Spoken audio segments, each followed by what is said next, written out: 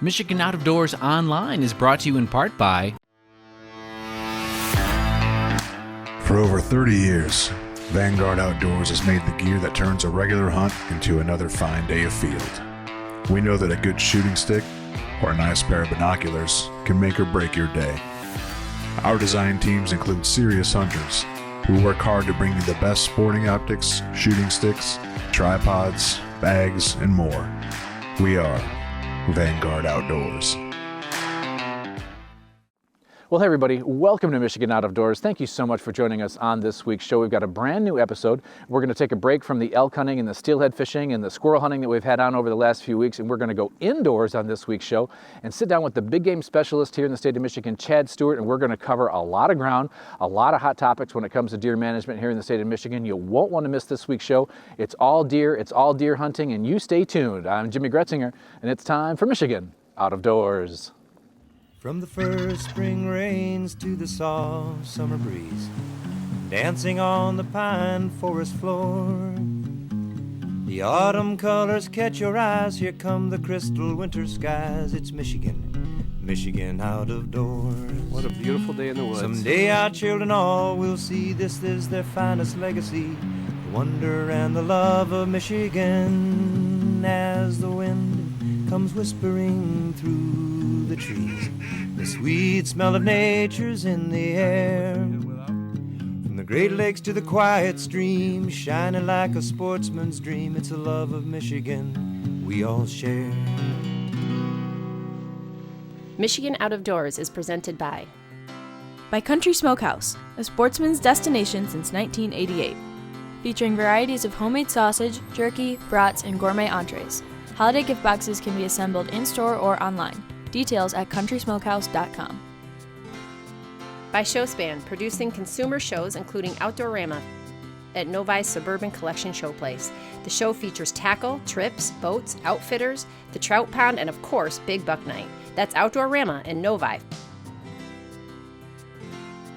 Mid-Michigan Ponds has been building and maintaining ponds and lakes throughout Michigan for nearly 25 years. We combine biology and heavy equipment to make pondscapes that are sustainable and fishable. More information at midmichiganponds.com.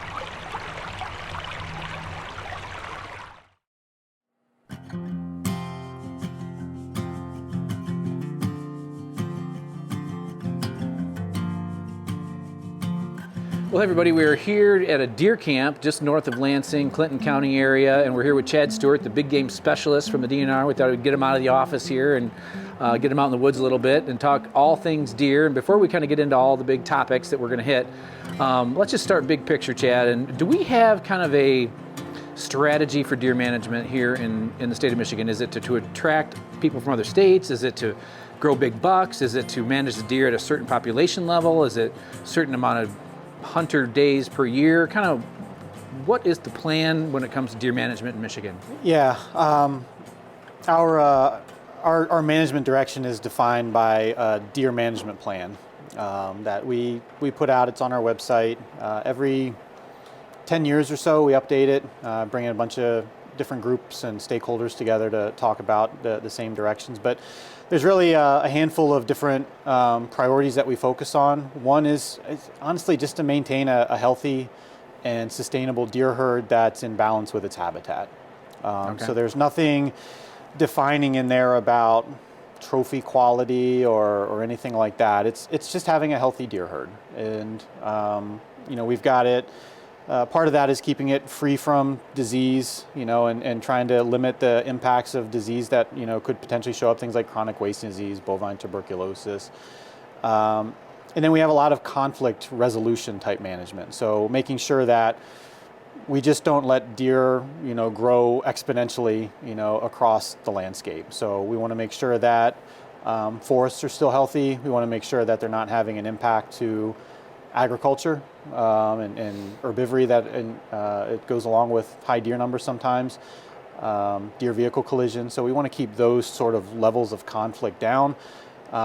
keeping a deer herd healthy, sustainable, open to hunters, and then, if there's anything that's sort of specific to managing deer, it's really about providing opportunities for hunters. So that's one of the top things that is mentioned in that plan. Okay. So looking back at this past deer season, I know you've done a lot of interviews so far. I was reading one that you did, I think it was with the Free Press or one of the Detroit papers, looking at this past deer season. I know the harvest was down slightly in southern Michigan, a fair amount in northern Michigan, and way down in the UP. And even though hunter numbers actually took a slight bump this past year, a little bit, walk me through why is that? If we had more hunters in the woods, why was the harvest quite a bit down this year? Yeah. So the first thing to point out, this is our second year of harvest reporting, right? Yeah. So that's going to be interesting to make sure that we're comparing apples to apples. So part of that is making sure that our reporting rates from year 1 to year 2 haven't changed.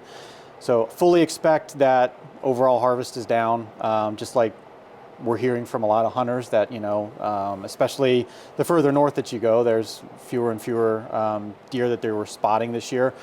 But we're going to try to make sure to understand what those reporting rates are to begin with. This year we had about 275,000 deer reported. Last year it was about 300,000. So we're down 25 to 28,000 deer, I think, compared to the first year. But again, we want to look to make sure those reporting rates are the same, and those numbers are comparable.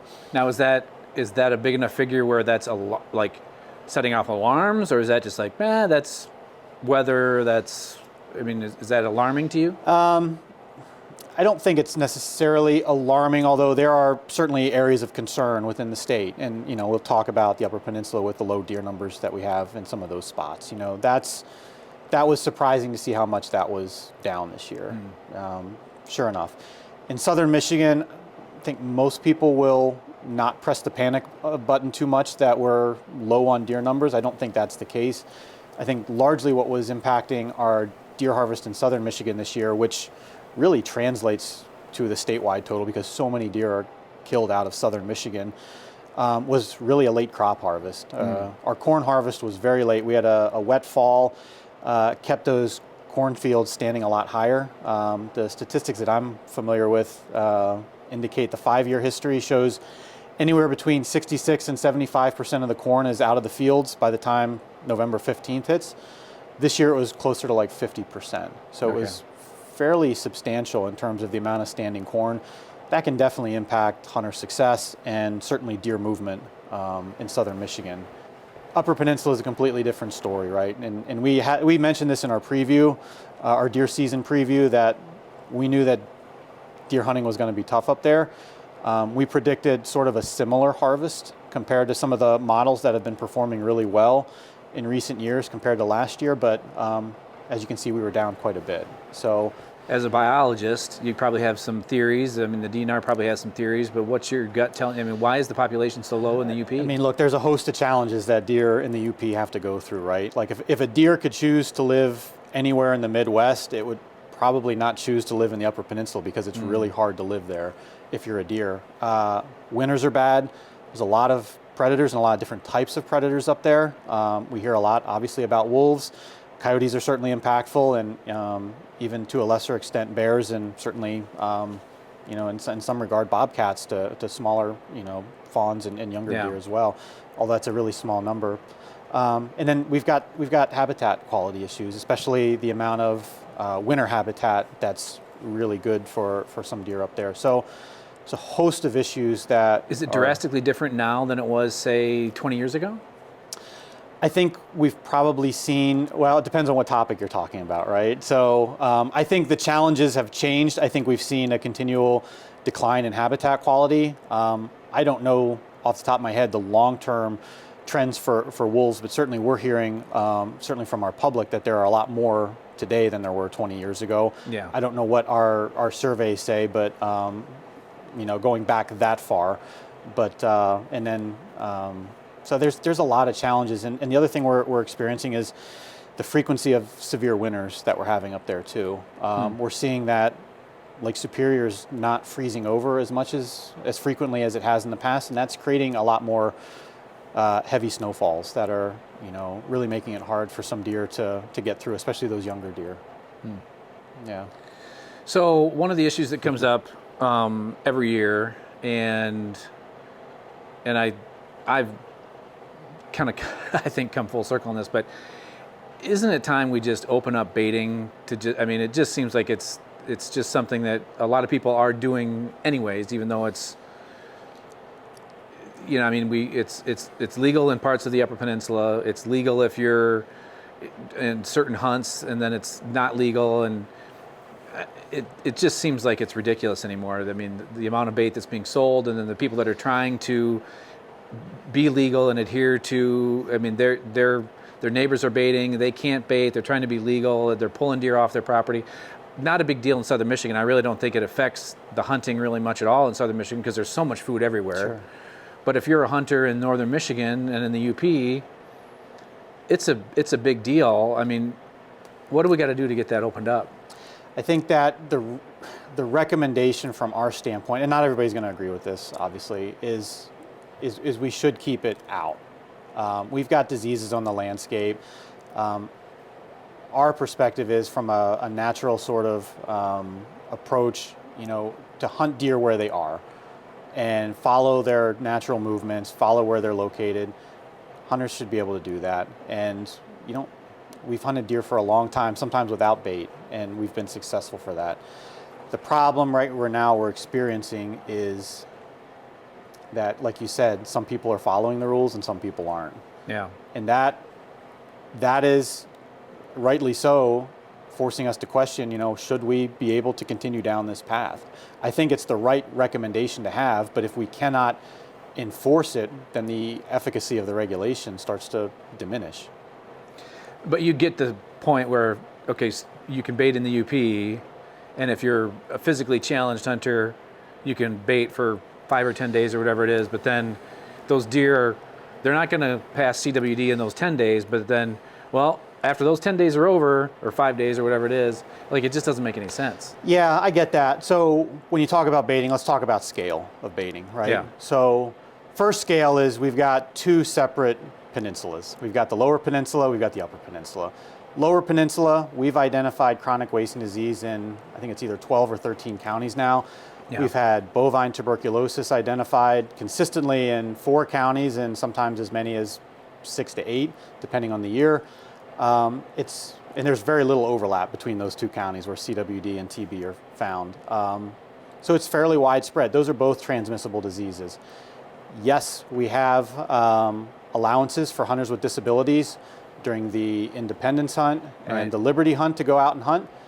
And is there a risk associated with that? Sure.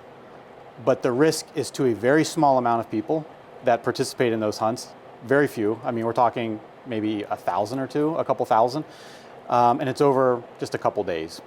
And the risk associated with that is much different than the risk of allowing 450,000 hunters in the lower peninsula to throw out bait for upwards of 60 to 90 days. So the scale is different in terms of that risk. In the upper peninsula, we don't have bovine tuberculosis. We've had 1 case of chronic wasting disease. So the disease concern up there right now is not nearly as impactful as it is to the lower peninsula. So if we don't have the disease concerns up there that we have in the lower peninsula, we shouldn't be taking people's opportunity away to bait because they certainly value that. And we know that people in the lower peninsula value that too. But the opportunity to maintain the health of our herd, like with our deer management program, it's one of our goals, we feel that starts to compromise that value a little bit. Okay, so let's get off of the baiting thing because we could go round and round on that. But you did something that was kind of surprised me this year. I'm not sure if I remember the big game specialist writing an open letter to the hunters of the state of Michigan. What was the overarching comments that you heard back from the hunters of the state of Michigan when you asked them to shoot more does? I heard a lot. I bet you did. It started a lot of conversation, which was good. That was the intent of the letter, right? Is to start the dialogue for what does deer management mean, and it's kind of a forerunner for like this process we're starting to go through now. I started to reevaluate deer management here in Michigan. The intention there is we've been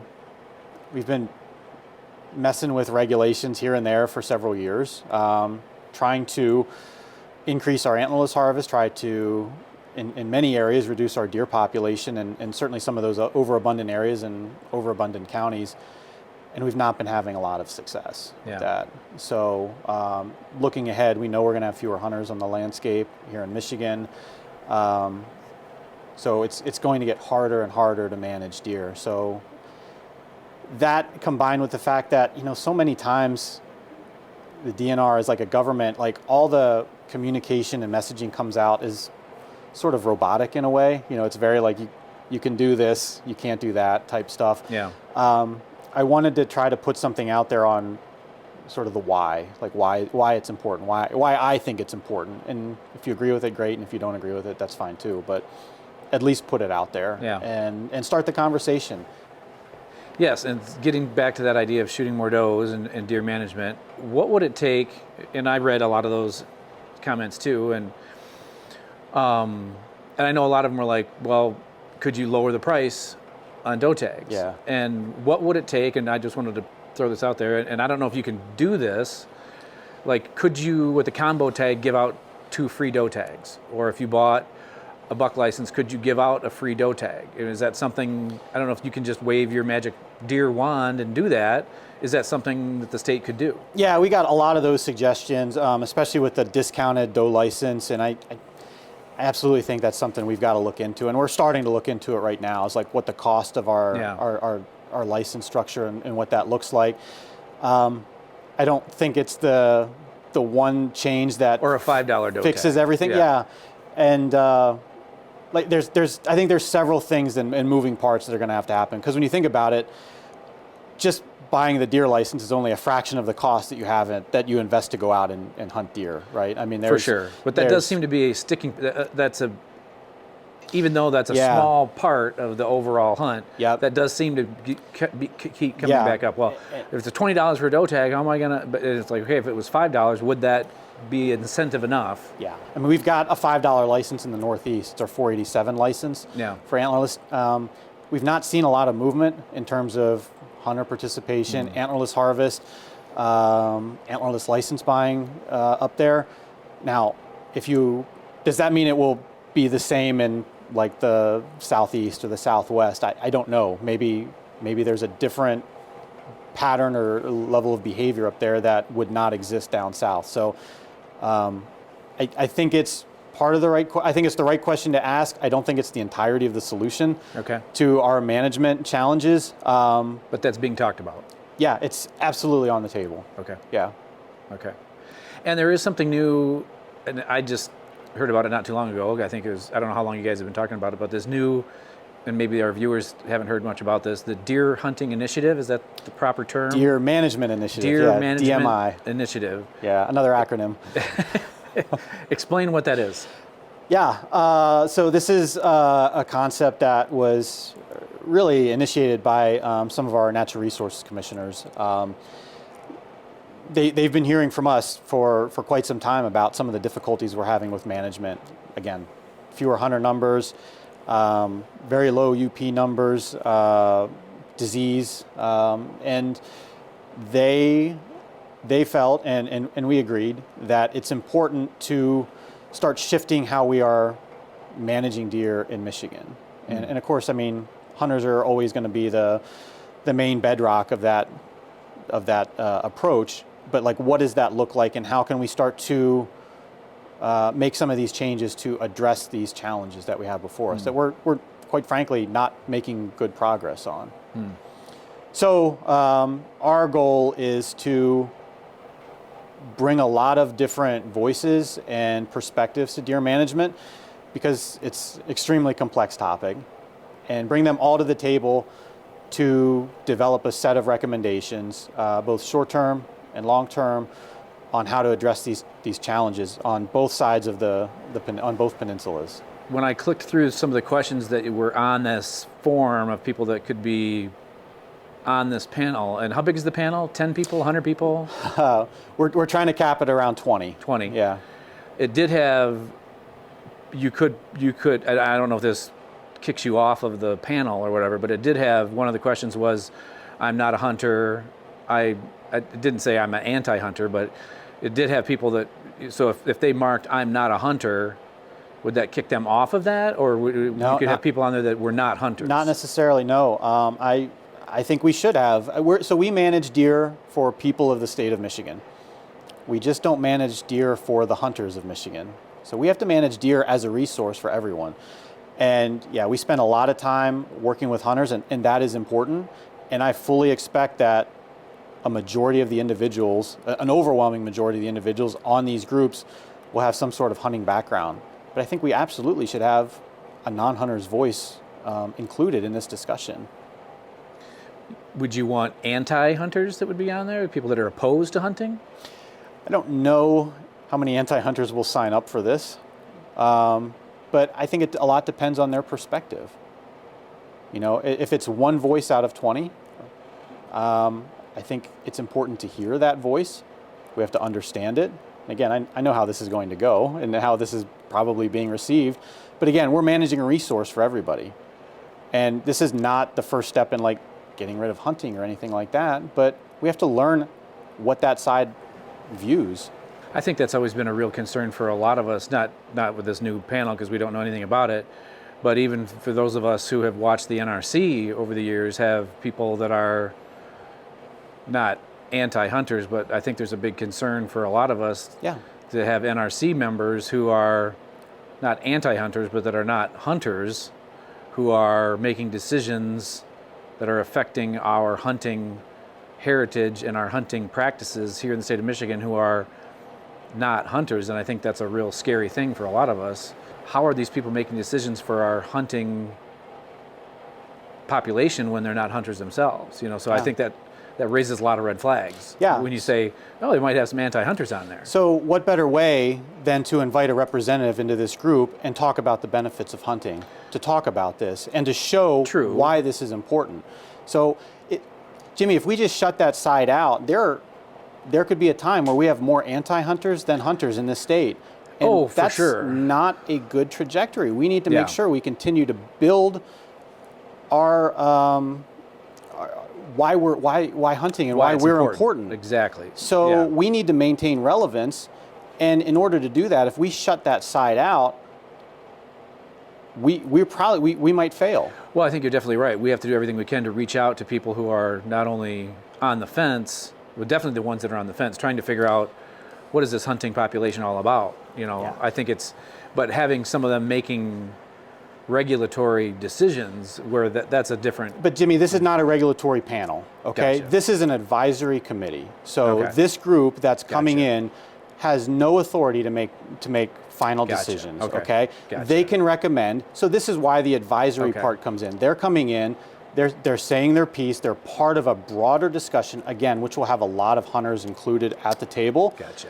Those recommendations will go forward to the DNR and the NRC. Okay. If the NRC or the DNR doesn't agree with it, then they will reject it. Well, to spin this on a good note, you know, to see I thought this was a good note. That is a good note. But I mean, to see a bump in the numbers this year, what is it, 2%, 3% bump that we saw? Yeah, it's about 2%. Yeah, which has been kind of like the decline. The opposite, right? Do we know what might have caused that, other than the quality outdoor programming seen on PBS every week? Love it. No, I don't know if we can point to one thing necessarily. So that was the number of licensed buyers. We'll still try to estimate how many of those licensed buyers went into the field. Typically, those numbers correlate pretty well, but there are people that buy licenses every year that just never make it out. They have every intention of going out, they just don't go out. Okay. But there's this concept, and I hope I can communicate it clearly enough, but there's this concept of like what's called churn in licensed buyers. So the way I've heard it described to me that makes sense is 5 out of 5 years you probably buy a deer hunting license. I buy a deer hunting license 5 out of 5 years. A lot of probably your viewers, every year they're buying a deer hunting license.